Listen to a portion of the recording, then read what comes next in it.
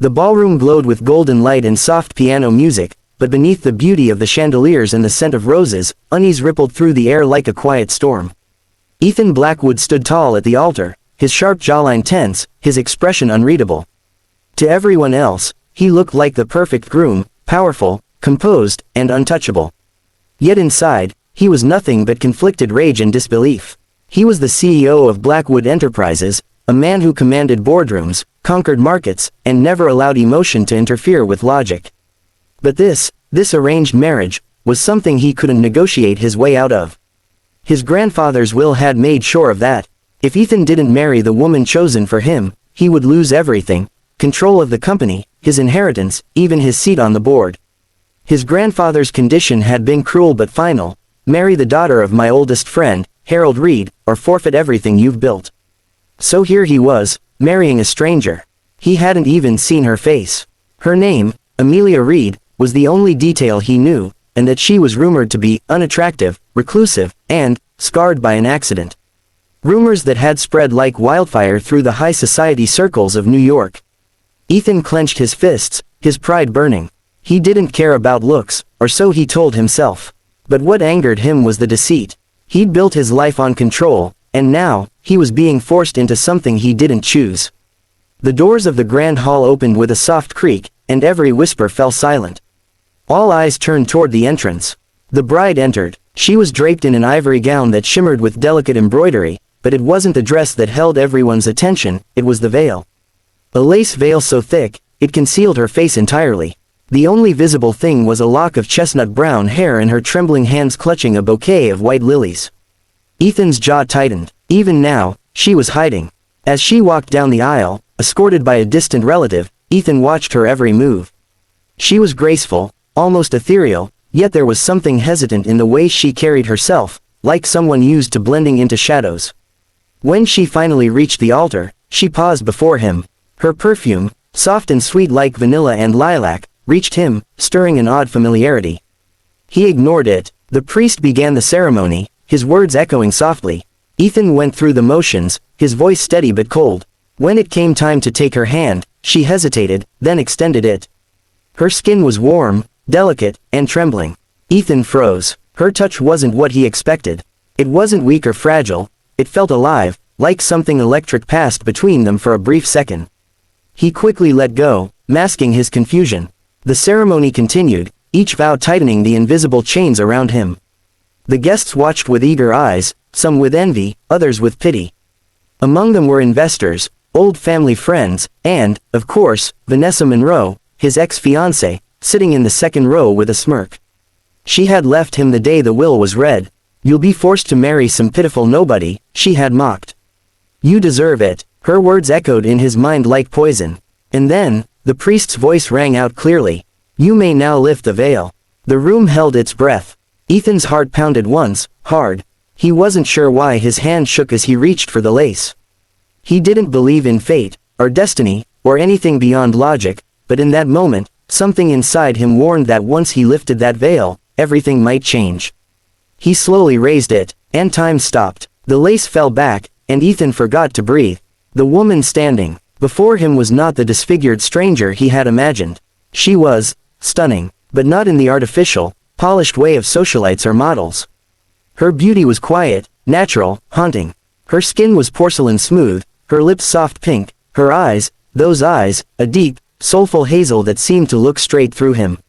Her expression was calm, but there was pain there too. Fear, uncertainty. Ethan's voice broke before he could control it. "Amelia," her eyes widened slightly. "You, remember me." He did. The realization hit him like lightning. Amelia Reed, the scholarship student from his university days. The shy girl who always sat at the back of lectures, sketching in her notebook. They had spoken a few times, shared coffee during a rainstorm once when the campus was nearly empty. She had dreamed of becoming an architect, of designing homes for people who couldn't afford them. He'd admired her kindness, even envied her peace. Then one day, she was gone. Rumors said there'd been a fire in her dorm. He thought she'd died. Now, here she was, alive, standing before him, his bride. After the accident, she said softly, almost whispering, "Your grandfather found me. He helped me rebuild my life when no one else would. He said you wouldn't recognize me, or want to. He wanted this union to bring both families together. Ethan's breath caught. He didn't know whether to be angry or relieved. His grandfather, that old manipulator, had orchestrated everything, even after death. He glanced at Amelia again. She lowered her gaze, clearly uncomfortable under his scrutiny. She wasn't seeking his approval. If anything, she seemed burdened by the entire arrangement. The ceremony concluded, and as the priest pronounced them husband and wife, polite applause filled the room. Ethan turned toward her, hesitated, then offered his arm. "May I?" he said quietly. She blinked, then nodded. Her hand slipped into his, small, warm, uncertain. For a moment, their eyes met again, and something unspoken passed between them. At the reception, guests buzzed with speculation. Ethan could hear their whispers even over the orchestra music. "Did you see her? She's beautiful. I thought she was. They say she had surgery." "No, it's makeup. No one hides their face like that unless there's something to hide." Ethan's chest tightened. He hated gossip, but now, for the first time, it stung personally. Amelia moved through the crowd with quiet grace, thanking guests, her voice calm and polite. She didn't seem offended by the stares. Instead, she carried herself with the quiet dignity of someone who'd faced worse. Every now and then, Ethan caught her glancing toward the large portrait of his grandfather on the wall. There was affection in her eyes, gratitude, even. He realized she hadn't done any of this for herself. Later, as the guests began to leave, Vanessa approached him. She wore a smug smile and a glittering red dress that shimmered like temptation itself. "Well," she purred, "I'll admit, she's not what I expected." "Quite the surprise, Ethan. Tell me, does she speak, or is she just decorative?" Ethan's eyes turned to steel. "Watch your mouth, Vanessa." She laughed lightly, brushing imaginary dust from his lapel. "Defensive already? Interesting. But remember, she's only here because of your grandfather's will. Love doesn't come from obligation." He didn't respond, but as Vanessa walked away, her perfume lingering like venom, Ethan found his gaze drifting back to Amelia. She stood by the balcony doors, looking out at the city lights, her veil folded neatly in her hands. Something about the sight tugged at him. Without thinking, he crossed the room and stopped a few feet behind her. "You can remove that dress," he said awkwardly, instantly regretting his phrasing. "I mean, change into something more comfortable. You must be tired." She turned, surprised by his tone. "Thank you, but I'm fine." Her voice was soft, melodic, yet guarded. They stood in silence for a moment. Finally, Ethan said, "I should apologize. I didn't know you were the one my grandfather meant. I thought that I was a trick," she finished quietly. He froze. Her words cut deeper than they should have. "I didn't mean." "It's fine," she said, forcing a small smile. "People believe what they want. The truth doesn't always matter." Ethan's throat felt tight. He wanted to say something, anything, but she turned away again, her expression unreadable. That night, in the penthouse suite prepared for them, silence hung heavy. Amelia sat by the window, the moonlight painting silver streaks through her hair. She looked peaceful but distant. Ethan loosened his tie and poured himself a drink. "If you'd prefer separate rooms, that can be arranged," he said finally. She looked up, startled. "You don't have to accommodate me. This marriage was for your grandfather. You don't owe me anything." Her tone was calm, but something in it ached with loneliness. He sighed. "Maybe not, but I owe you honesty. I didn't want this marriage. Not because of you, but because I don't like being forced into anything. I build my life on choices. This doesn't feel like one." She nodded slowly, her eyes reflecting the moonlight. "I understand. You don't have to explain.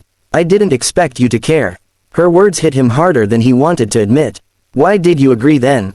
he asked quietly. "Because your grandfather saved me when no one else would," she replied, her voice trembling.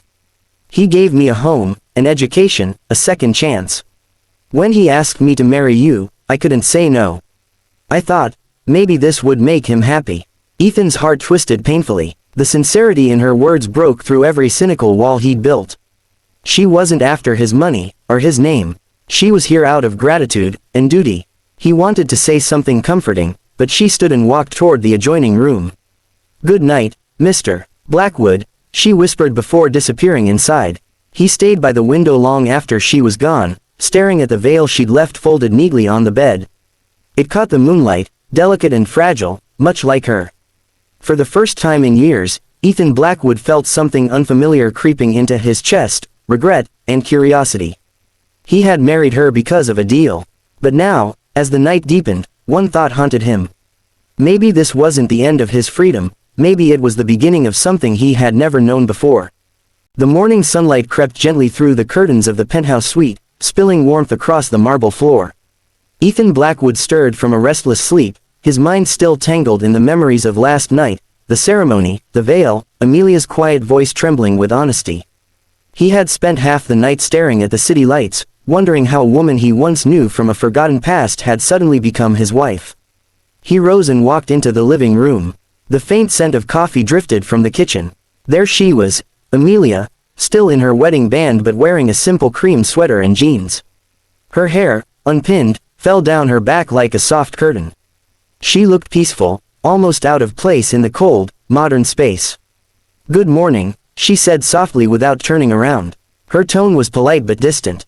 "I made coffee. You like it black, right?" He froze. "How did you?" She finally turned, her lips curling faintly. "You used to drink it that way in college. You'd always order the same thing. Some habits never change." Ethan felt his throat tighten. She remembered things he had forgotten about himself. "You remember that?" Her smile faded slightly. "I remember everything about those days. Before everything burned down." Her words carried double meaning. He knew she didn't just mean the fire that had scarred her life. She meant innocence, trust, dreams, things both of them had lost. He sat down across from her. The silence between them wasn't cold anymore, just heavy. "About the fire," he said carefully. "What really happened?" Amelia hesitated, her fingers tightening around her cup. "It wasn't an accident," she said quietly. "My father was bankrupt. He borrowed money from dangerous people.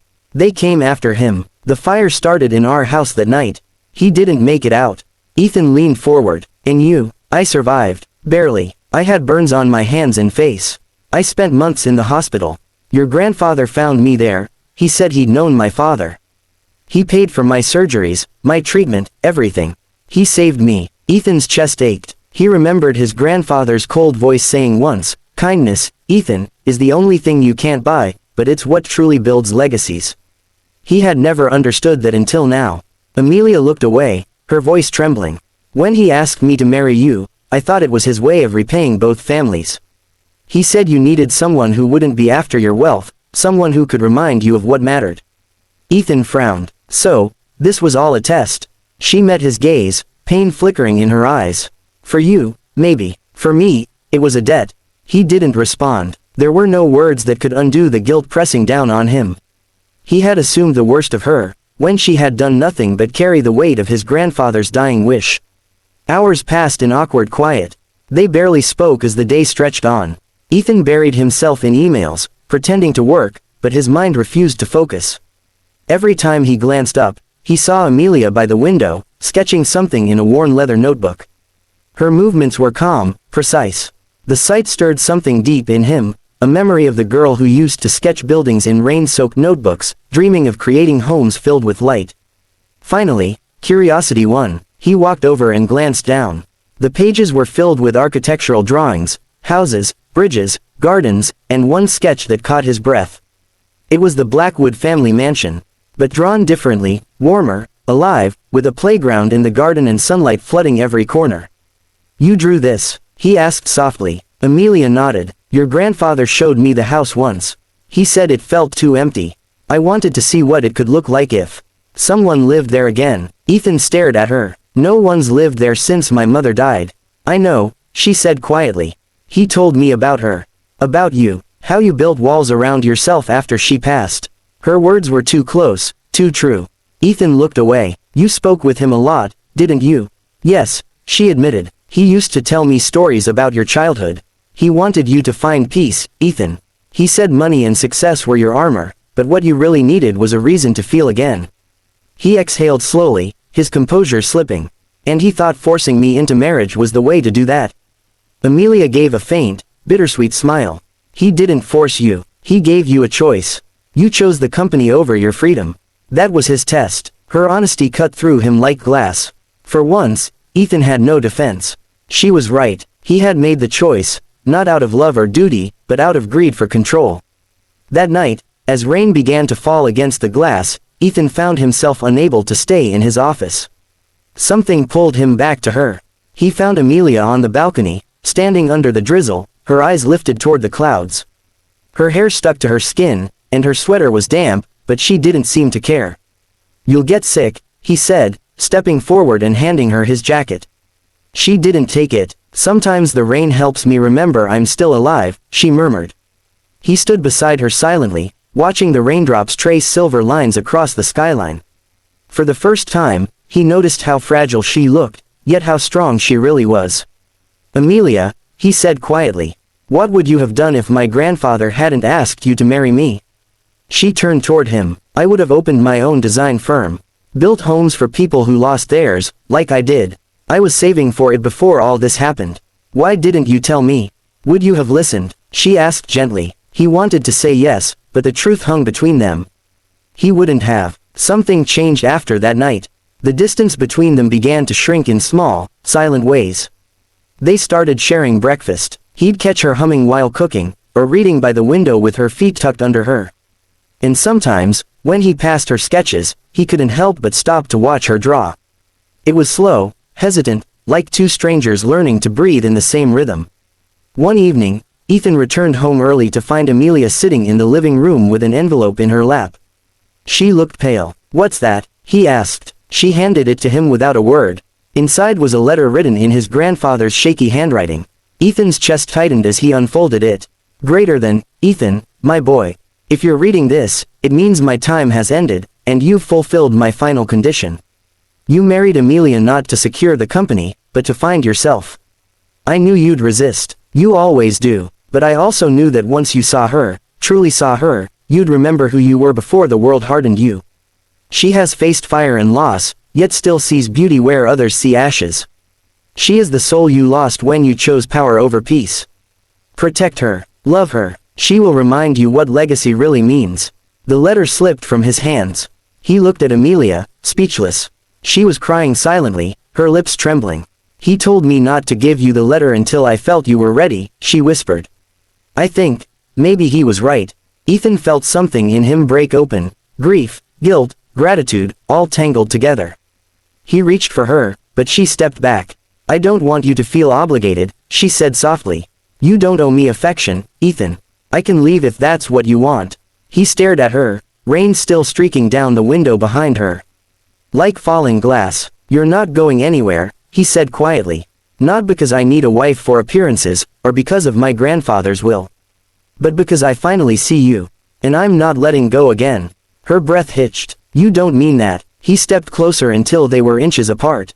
"I do. I've spent years chasing everything that doesn't matter. And somehow, the one thing that does was standing right in front of me." Amelia's tears spilled over. He reached out and gently brushed them away. For the first time, she didn't pull back.